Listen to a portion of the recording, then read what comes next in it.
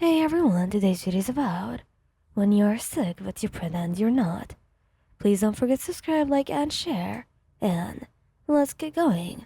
The day had been long and exhausting, and you could feel a fever starting to take hold. He tried to push through it, not wanting to worry Bakugo. He had enough on his plate with his hero work, and he truly didn't want to add on his stress. You were curled up on the couch, a blanket wrapped around you, as Bakugou prepared dinner in the kitchen. The aroma of his cooking filled the air, but instead of making your mouth water, it only made your stomach hurt even more. You tried to focus on the TV, hoping the distraction would help you ignore how awful you felt. Dinner's almost ready. You better be hungry and made your favorite this time. Bakugou called out, his voice a mix of pride and affection. He forced a smile, hoping that he wouldn't notice how forced it was. I can't wait, Katsuki. He walked into the living room, wiping his hand on a towel, and gave Yi a playful smirk. I know you can't. Come on, let's eat then. You got up slowly, the room spinning slightly around you as you did. You truly hoped Bakugo wouldn't notice, because as soon as he would force you to sit down and only take care of you all day. But he was always so perceptive. He made your way to the table and sat down, trying to muster all the energy to appear normal. Bakugo placed a steaming plate in front of you, filled with your favorite food. He sat down across from you, watching. Well, dig in then. He picked up your fork and took a bite. The flavor is usually so calming and comforting, now feeling like lead in your mouth. You chewed slowly, trying to keep your expression neutral. Something wrong? Baku asked, his eyes narrowing slightly. You shook your head quickly. No, it's great, really. I'm just tired from work. He didn't look convinced, but he let it go, focusing on his own meal.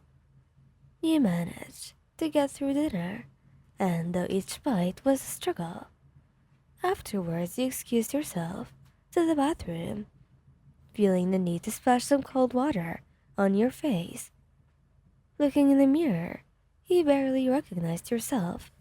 Your skin was pale, and there was a dark circle under your eyes. You took a deep breath, willing yourself to take it together. Bakugo wouldn't know. He can't. He had enough to deal with. When you returned to the living room, Bakugo was waiting for you, a concerned look on his face. Are you sure you're okay? I'm fine. You insisted, though even your voice sounded weak to you. Just need some rest.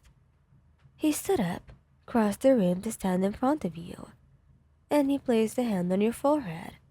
And you know, the trick was up. His expression darkened. What didn't you tell me, man? You're burning up. I didn't want you to worry. You admitted, tears of frustration running down your face. You have so much going on, and I didn't want to add up on it. Bakugo's eyes softened, and he pulled you into a gentle hug. Idiot.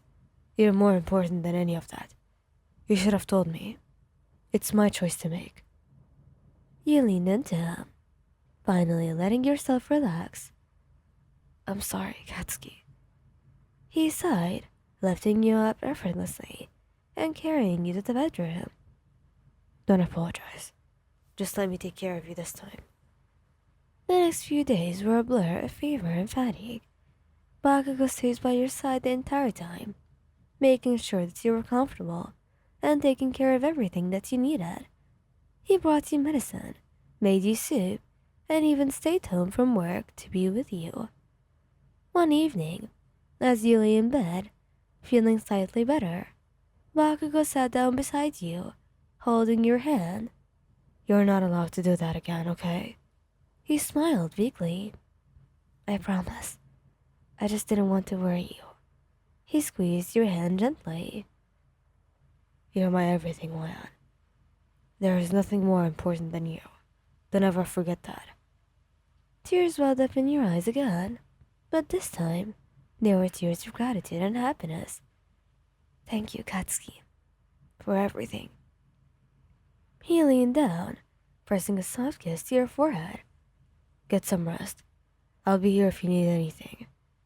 And as you drifted off to sleep, you felt a sense of peace, knowing that no matter how tough things got, Bakugo would always be there for you.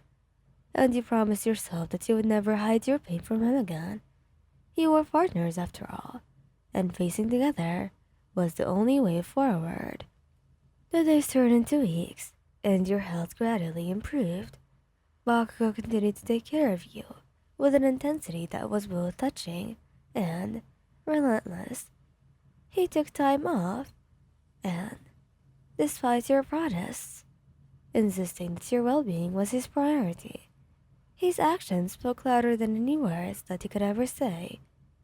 You were reminded of how deeply he cared for you. One afternoon, as you sat propped up in bed with a book on your hands, Bakugo walked in, carrying a tray with tea and some fruit. He placed it on the bedside table and sat down beside you, his expression softer than you were used to seeing. Feeling any better today? He asked, his voice gentle. Yes. I'm feeling better. A lot better, actually. Thanks to you. He grunted, looking away as if he was embarrassed. I'm just doing what I'm supposed to be doing. This isn't out of the ordinary, so please don't make a big deal out of it. You chuckled, reaching out to take his hand in yours. It's a big deal, Katsuki, to me, at least.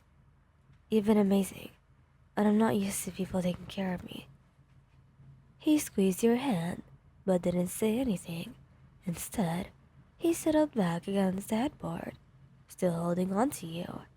The silence between you was comforting, filled with unspoken words of love. The next morning, you woke up feeling almost back to normal. The fever had finally broken, and you felt a renewed sense of energy. As you stretched and yawned, Bakugo came on with his usual morning scowl. Morning, sleepyhead. How are you feeling now? Much better. I think I'm really ready to get out and be back to normal. Well, you sure?